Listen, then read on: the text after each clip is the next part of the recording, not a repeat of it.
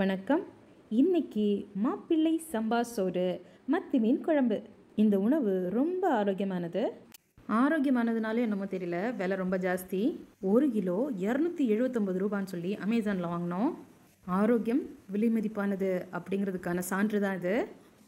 இந்த அரிசி வேகிறதுக்கு ரொம்ப கஷ்டப்படுறாங்க. என்னவர் இந்த அரிசியை நைட்டு 2 மணிக்கு ஊற போட்டார். நான் காலையில் 8 மணிக்கு இதை செய்ய தொடங்கினேன். அவர் செய்முறையும் எழுதி வச்சுட்டே போயிட்டார். 1 கப் அரிசிக்கு 5 கப் தண்ணி ஊற்ற சொன்னார். நானும் பெரிய குக்கரில் 5 கப் தண்ணி ஊற்றி நல்லா ஒலை கொதித்த பிறகு தான் அரிசியை போட்டேன். சரி, எத்தனை விசில்ப்பா அப்படின்னு சொல்லி பார்த்தா 10 விசில் போட சொல்கிறாரு.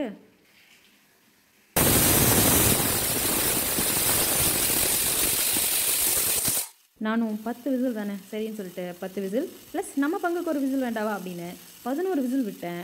அப்பயும் பார்த்தீங்கன்னா இந்த ஸ்டேஜுக்கு தான் வந்துச்சு. இன்னும் வேகலை.